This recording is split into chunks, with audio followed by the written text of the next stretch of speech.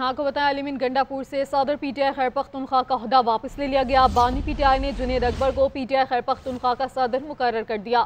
Party کے secretary general Salman اکرم راجہ کو جنید اکبر کی تقرری کا نوٹیفیکیشن جاری کرنے کی ہدایت۔ سلمان اکرم راجہ کو پنجاب میں پارٹی کی تشکیل نو کے لیے مشاورت کی بھی ہدایت۔ میڈیا سے گفتگو میں سلمان اکرم راجہ کا کہنا تھا کہ عالیہ حمزہ کو پنجاب میں اہم ذمہ داریاں دی جائیں گی۔ بانی نے کہا ہے 28 جنوری سے قبل مذاکراتی کمیٹی سے ملاقات کرائی جائے، ملاقات کے بعد مذاکرات سے متعلق دیکھیں گے، جوڈیشل کمیشن کے مطالبے سے پیچھے نہیں ہٹیں گے۔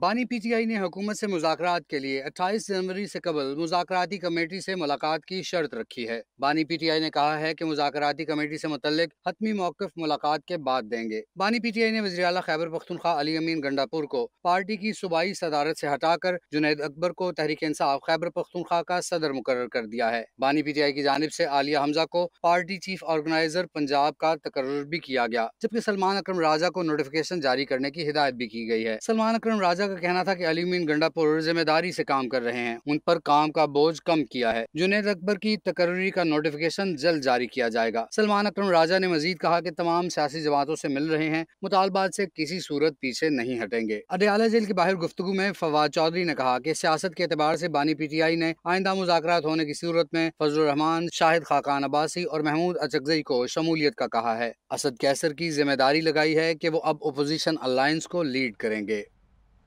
کمیشن نہیں بنے گا تو حکومت کے ساتھ صرف فوٹو سیشن کے لیے تو نہیں بیٹھ سکتے، بیرسٹر گوہر نے واضح کر دیا۔ کہا کہ مذاکرات بہترین راستہ ہے، بڑی فراغ دلی سے ہم نے مذاکرات شروع کر لیے تھے اور تحفظات کے باوجود نیک نیتی سے مذاکرات میں بیٹھے تھے۔ تحریک انصاف تمام سیاسی جماعتوں سے بات کرنا چاہ رہی تھی، اسی لیے بانی پی ٹی آئی نے کمیٹی بنانے کا فیصلہ کیا۔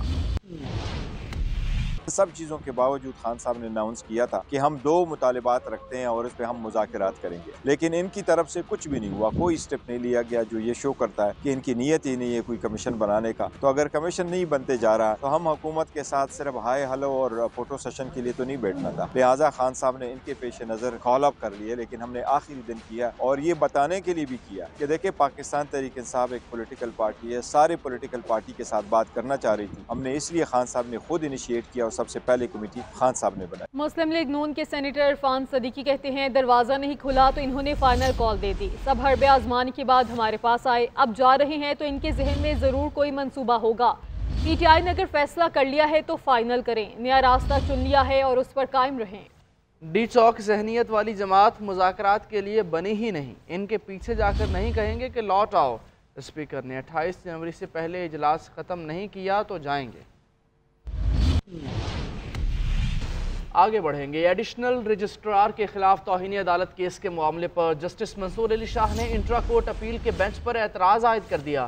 جسٹس منصور علی شاہ نے ججز کمیٹی کو خط لکھ کر اپنے تحفظات سے آگاہ کیا۔ خط میں جسٹس منصور علی شاہ نے جسٹس جمال مندوخیل اور جسٹس محمد علی مظہر کی شمولیت پر اعتراض کیا ہے۔ سپریم کورٹ کے سینئر جج منصور علی شاہ نے کہا کہ بینچز اختیارات کا کیس ہم سے واپس لینے کا فیصلہ دونوں کمیٹیوں نے کیا، کمیٹیوں میں شامل ججز کے فیصلے پر ہی سوالات ہیں، کمیٹی میں شامل ارکان اپنے کیے پر خود جج نہیں بن سکتے، میرے اعتراضات کو ریکارڈ کا حصہ بنایا جائے۔ تحریک انصاف کا 26ویں آئینی ترمیم کے خلاف سپریم کورٹ سے رجوع، ترمیم کا عدم قرار دینے کی درخواست، فیصلے تک جوڈیشل کمیشن کو ایڈیشنل ججز کی تعیناتی سے روکنے کی بھی استدعا، درخواست میں موقف اختیار کیا کہ 26ویں ترمیم کے تحت ہونے والے تمام اقدامات کالعدم قرار دیے جائیں۔ آئینی ترمیم اختیارات کی تقسیم کے آئینی اصول کے خلاف ہے، عدلیہ کی آزادی کے خلاف کوئی ترمیم نہیں کی جا سکتی، عدلیہ کی آزادی آئین کا بنیادی جزو ہے، پارلیمنٹ آئین کے بنیادی خد و خال کو تبدیل نہیں کر سکتی۔ ادھر لاہور ہائی کورٹ بار اور لاہور بار نے 26ویں آئینی ترمیم کے خلاف آل پاکستان وکلاء کنونشن بلانے کا اعلان کر دیا۔ 190 ملین پاؤنڈ کیس میں بانی پی ٹی آئی اور بشرا بی بی کی سزا کے خلاف اپیلیں تیار کر لی گئی ہیں۔ اسلام آباد ہائی کورٹ میں دائر کی جانے والی اپیلوں میں سزا کالعدم قرار دینے کی استدعا کی گئی۔ بانی پی ٹی آئی کی اپیل 18 صفحات پر مشتمل ہے۔ اپیل کے ڈرافٹ کے مطابق نیب نے بدنیتی سے اپنے اختیارات کا غلط استعمال کیا، نامکمل تفتیش کی بنیاد پر جلد بازی میں سزا سنائی گئی۔ اپیل کے ڈرافٹ میں کہا گیا کہ NC हुकाम को शामिल तफ्तीश भी नहीं किया गया। सुप्रीम कोर्ट के सीनियर तरीन जज जस्टिस मंसूर अली शाह ने जोर दिया है कि साल तक केस चलाने से अवाम अब तंग आ चुके हैं।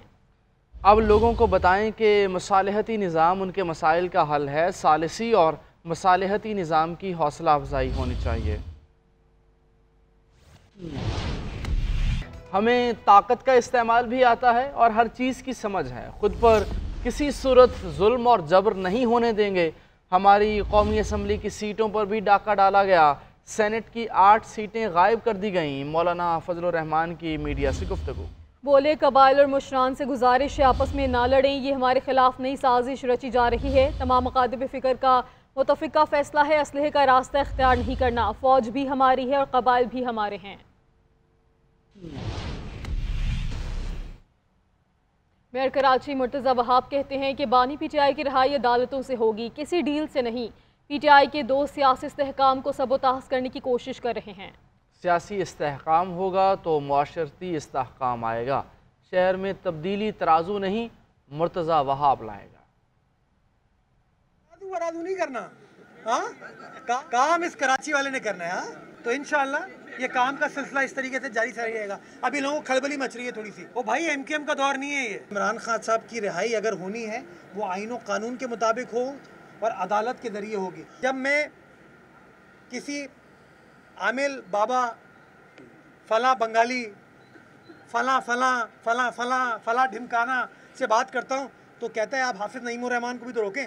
मैं हाफिज नईम साहब को कहूँगा हाथ जोड़ के, इदारे नूरे हक के अंदर ये लिखेंगे आप जाके अपने घर जहाँ नॉर्थ नाज़िबाद में आप रहते हैं वहाँ जाके आप लिखेंगे।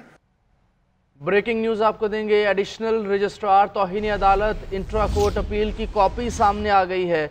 अपील में अदालती हुक्मनामों में तारीखों के रद्द-ओ-बदल का इंकशाफ किया गया। बेंचेस इख्तियारात का मुकदमा 13 जनवरी को 27 जनवरी तक मुलतवी किया गया था। दूसरे हुक्मनामे में समाअत की 27 जनवरी की तारीख 16 जनवरी कर दी गई। तफसीलात जान लेते हैं नुमाइंदा GNN सबीन शहबाज से। सबीन बताइए इस कॉपी में मजीद क्या तफसीलात सामने आई हैं?